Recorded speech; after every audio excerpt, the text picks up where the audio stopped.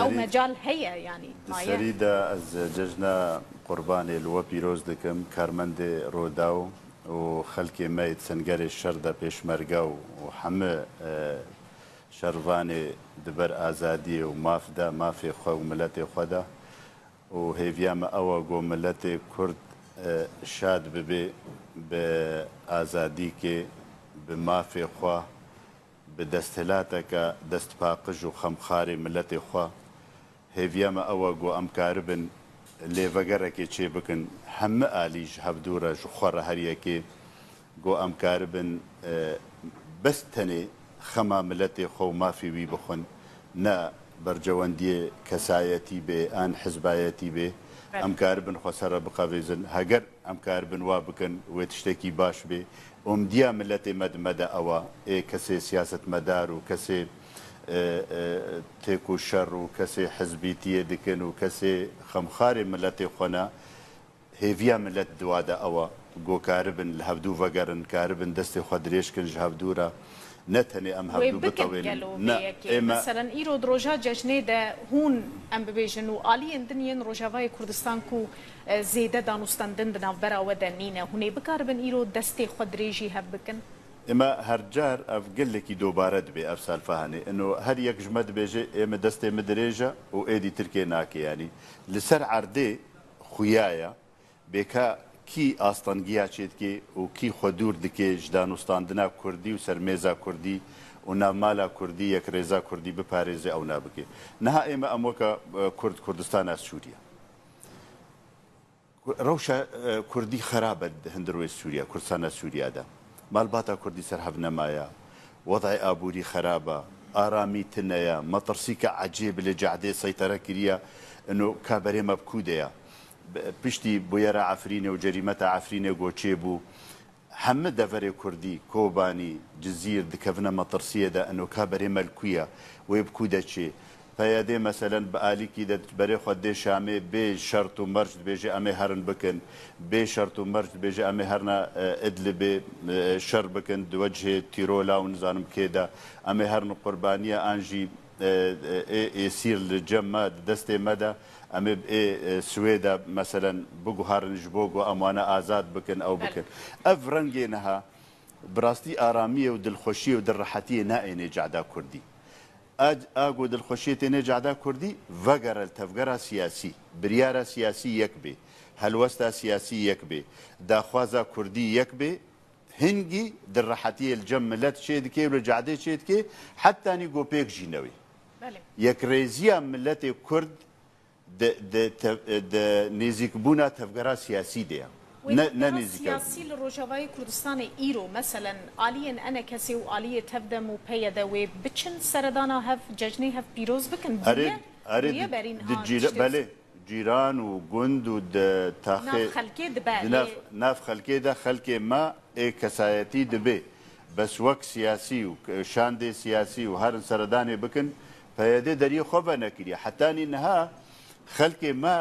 زیندانێ وادەنە سەرکردێ مەد زیندانێ وادەنە حتانی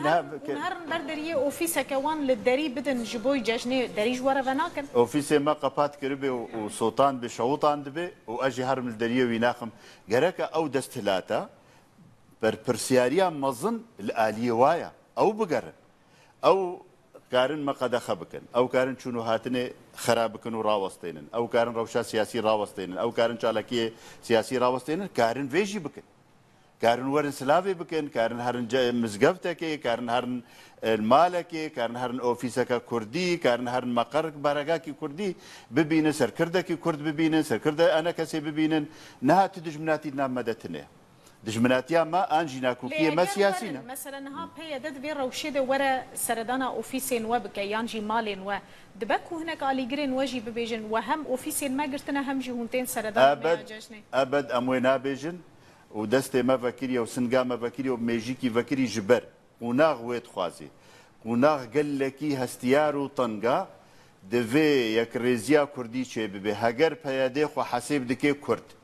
هەگەر خودی پرۆژە کوردیە و هەگەر خودی ماف داخوازاوێ مافێ کووردە و ڕێڤەبەریکە کوردی چێ بکێ هەگەر حکم زاتی بێ هەگەر فێدرالی بێ هەگەر لا مرکزیە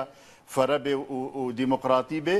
وی وقتی ئارکێ وێنایە بۆ ناومالا کوردی خۆش بکێ و گاوێ باوێژێ و هێڤیا کەسی نەمێنێ هەگەر مەسەلەن شتێکی دی هەیە نەها دانوستاندنێ دەبێژن دانوستاندنێ ڕژێما بەشارە دەکەن ڕژێما بەشار نەب حاجەتی دانوستاندنێ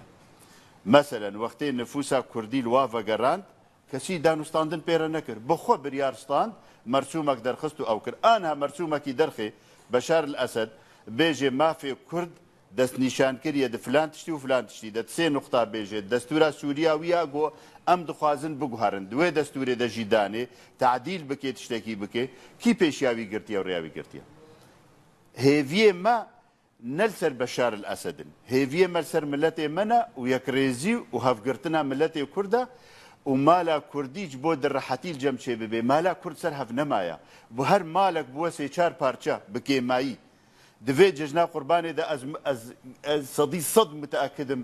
گۆدایکێ کورد ئانها دگرینج بەدێلا گۆ شادیە بکەن ژ بەدێلا گۆ خۆشیە بکەن ژ بەدێلا گۆ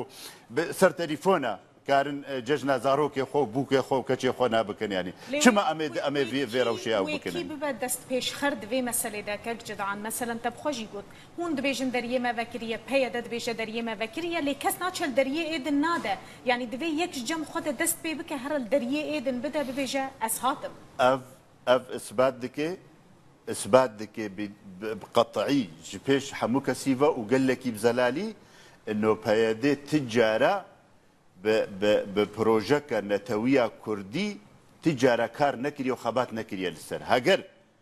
xemxwariyê xebata mafê Kurd bana wê bi rengekî dî kiribana wê nêzik bûbana bi rengekî dî wê daxwaz aniha kes nizanê peyedê ji Kurdara di Sûriya de çi dixwazî ne serkirdê wan ne ew ê wana hiç gonêzîkî gotina Kurdî dibin direcifin xweser qevêzin dibêjin Bakurî Sûriya û federaliyan zanim çi ana federalî jî nema sed meşrû ji me re pêşkêş kirin ji milletê Sûriya re pêşkêş kirin û her çend rojekê her çend mehekê salekê diduwa xweser qevêzin diçine cihekî dî qûnaxekê dî navekî dî em nikarin dûv dirûşmê wana bin û ê got nêzîkî xeyalin nêzîkî tobawiyê ne tiştekî mafê Kurd dest nîşankirî têde tineya hêviya me ew gol xwe vegerin hêviya me ew got karibin yekrêziya mala Kurd yani em hêvînekin ku vê cejnê jî nêzîkbûnek navbera we de çê peyedê ev peyedê bê ne vê cejnê ne cejna dî jî çê dibe tevî got em naxwazin bê hêvî çê bibe di erdê de hêviya me ew got lê vegerekê ji xwe re çê bikire gelekî spas bi rêz Cedahan Elî endamê nûneratiya enekesê li Herêma Kurdistanê mêvanê me bû serçavan بله تماشاوان نیجا پشتی بازار جبوی جشن قربانی یا لدهوکه برماهی و گلیشین کل جه بازار تین هشتن تین کم کرن سر به مجاره نوچگهانی روداوی کاروان علی و زانیارین زیده تر بدمه کاروان کرم کم تین جمد بله نکمیل بازار دهوک و کدیار کو تروجان بریا جشن دا قربالغ کا زیده کویته سلپرانیا بازار باشوره کردستان اشوان آجی دهوک کو هر در چوبای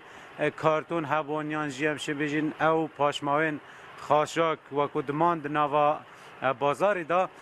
جبر قربالغیا زیده وی وقتی نت کاری بون بهن راکلن